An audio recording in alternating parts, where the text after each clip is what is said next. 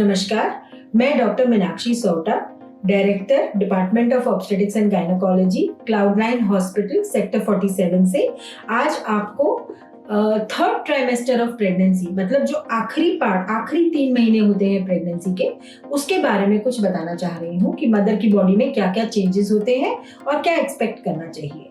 तो हमें third trimester कब से शुरू होता है, सबसे पहला सवाल तो यही है।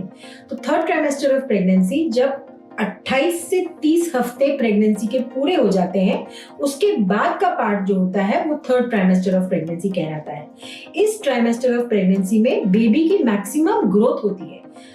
30 वीक्स 28 to 30 वीक्स तक बेबी अंदर डेवलप हो रहा होता है। उसके हाथ, पैर, किडनी, हार्ट, लंग, सब कुछ बन रहा होता है। लेकिन 30 वीक्स के बाद बेबी पूरा डेवलप हो चुका होता है और उस समय वो सिर्फ ग्रो कर रहा होता है या वेट गेन कर रहा होता है अंदर। तो इस समय मदर की टमी की मैक्सिमम ग्रोथ होती है। कई बार 28 वीक्स तक लोगों को पता भी नहीं चलता है कि लेडी प्रेग्नेंट है, बट 28 वीक्स के बाद डेफिनेटली दिखने लगता है कि वो प्रेग्नेंट है, क्योंकि जो अम्बिलिकस है या सुंडी जिसको कहते हैं हम, जो बेली का साइज है वो सुंडी के ऊपर जाने लगता है अब, और धीरे धीरे हर 2 हफ्ते में 2 उंगल उस सुंडी के ऊपर बढ़ता रहता है। तो जब भी आप हॉस्पिटल जाओगे, डॉक्टर आपको एग्जामिन करेंगे तो वो हमेशा ये देखेंगे कि वो सुंडी के ऊपर 2 फिंगर हर 2 हफ्ते में आपके प्रेगनेंसी का साइज ग्रो हो रहा है या नहीं हो रहा है। इस समय मदर सबसे ज्यादा अनकंफर्टेबल होती है, क्योंकि जैसे बेबी ग्रो करता है वो मदर के बाकी बॉडी के ऑर्गन्स को इधर उधर पुश करने लगता है। तो मदर का स्टमक, मदर के लंग्स, मदर की इंटेस्टाइन सब 1-2 इधर उधर पुश हो जाती है उस बेबी को ग्रो करने की जगह देने के लिए।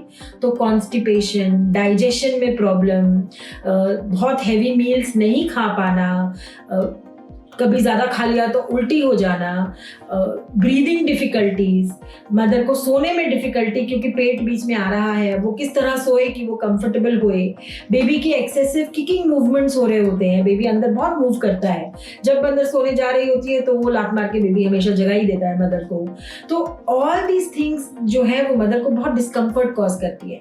मदर बहुत ज्यादा सो नहीं पाती है क्योंकि हर थोड़ी देर में बाथरूम जाना होता है, यूरिन पास करने की फ्रीक्वेंसी बढ़ जाती है, भूख ज्यादा लगने लगती है, तो हर 2-3 घंटे में मदर को कुछ खाने की जरूरत पड़ती है। फिर इस समय डॉक्टर की विजिट्स भी फ्रीक्वेंट होनी चाहिए। थर्ड ट्राइमेस्टर ऑफ प्रेगनेंसी में 34 वीक्स के बाद तो डॉक्टर्स हर हफ्ते बुलाते हैं चेकअप के लिए, ताकि वो बेबी की ग्रोथ देख सकें, बेबी की मूवमेंट्स देख सकें, बेबी का हार्ट बीट ठीक से सुन सकें और कुछ टेस्ट जो रिकमेंड करते हैं वो बता सकें। इस स्टेज में आजकल क्योंकि हमारी लाइफस्टाइल बहुत बैठने वाली हो गई है, सेडेंट्री हो गई है, तो मदर्स को हाइपरटेंशन और डायबिटीज होने की टेंडेंसी ज्यादा हो गई है। तो ब्लड प्रेशर, शुगर, ये सब मदर के हमें बहुत फ्रीक्वेंटली चेक करते रहने पड़ते हैं इस ट्राइमेस्टर में, क्योंकि मान लो अगर हाइपरटेंशन हो गया तो इस सिचुएशन में बेबी को ब्लड फ्लो कम हो सकता है और हमें थोड़ी जल्दी डिलीवरी करनी पड़ सकती है। अगर शुगर ज्यादा हो गया तो बेबी ओवर ग्रो कर जाता है, बहुत हेवी हो जाता है, और ऐसी स्थिति में कई बार बेबी को अंदर यूट्रस के अंदर प्रॉब्लम हो सकती है, बेबी की मूवमेंट्स कम हो जाती हैं। ऐसी स्थिति में भी हमें कई बार अर्ली डिलीवरी प्लान करनी पड़ती है। तो ये सब चीजों को मॉनिटर करने के लिए थोड़ा सा फ्रीक्वेंट डॉक्टर विजिट्स जरूरी है। फिर खाने में इस समय जनरली सब मदर इन लॉज और फैमिली मेंबर्स कहते हैं कि खूब सारा घी खाओ, घी पियो, खूब कैलोरीज खाओ। ये सब सही था जब पुराने जमाने में लेडीज खेतों में काम कर रही होती थी या सारे घर का काम अपने आप कर रही होती थी, क्योंकि वो खूब एक्सरसाइज होती थी, उतनी कैलोरीज वो बर्न करती थी, तो उनको उतनी कैलोरीज की रिक्वायरमेंट थी। बट आजकल हम ऑफिस का काम करते हैं बैठ करके एक जगह कुर्सी पे 6 से 8 घंटे, तो हमें इतनी कैलोरीज की रिक्वायरमेंट नहीं है। अगर हम इतना घी और इतनी कैलोरीज आखिरी ट्राइमेस्टर में खाएंगे तो हमारा बेबी ओवर ग्रो कर जाएगा, हमें डायबिटीज हो जाएगी, हम वेट गेन कर लेंगे और सिचुएशन खराब हो जाएगी, अच्छी नहीं। और ये बहुत बड़ा मिथ है कि घी खाने से नॉर्मल डिलीवरी होती है। प्लीज, आज तक ऐसा कभी नहीं हुआ कि घी खाने से नीचे के रास्ते में वो स्लिपरी हो जाता है और बेबी जल्दी निकल जाता है। ये एक बहुत बड़ा मिथ है, ये नहीं होता है। तो हमें इतना ज्यादा नहीं खाना चाहिए। इनफैक्ट हमें कार्बोहाइड्रेट्स कम करके, जैसे हमें चावल, आलू, मीठा, ये सब थर्ड ट्राइमेस्टर ऑफ प्रेगनेंसी में कम कर देना चाहिए और इसकी जगह हमें प्रोटीन्स ज्यादा खाने चाहिए, जैसे स्प्राउट्स, काला चना, छोले, राजमा, मखाने, पनीर। ये चीजें हमारे बेबी को हेल्प करेंगी और हमें अननेसेसरी वेट गेन नहीं करने देंगी।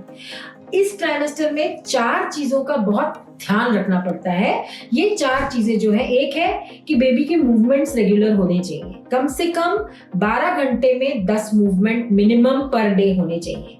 सेकेंड, कभी भी लीकिंग हो, अगर अचानक से आपके वजाइना से एक बहुत जबरदस्त गश, यूरिन जैसा पानी निकले, तो आपको तुरंत हॉस्पिटल जाना चाहिए। लीकिंग बैग ऑफ मेम्ब्रेन्स हो सकता है, रप्चर हो गई हो। थर्ड, कोई भी ब्लीडिंग या स्पॉटिंग हो, आपको इमीडिएटली अपने डॉक्टर को बताना चाहिए। और फोर्थ, कभी भी इस समय पेन शुरू हो सकता है। पेन जो होता है वो पीरियड जैसा होता है, पीठ से शुरू होता है, लोअर एब्डोमेन में आता है और थाइज में जाता है। इस तरह का पेन अगर रेगुलर इंटरवल्स पे आ रहा है तो हो सकता है कि आप लेबर में हो और आपको हॉस्पिटल पहुंचना चाहिए।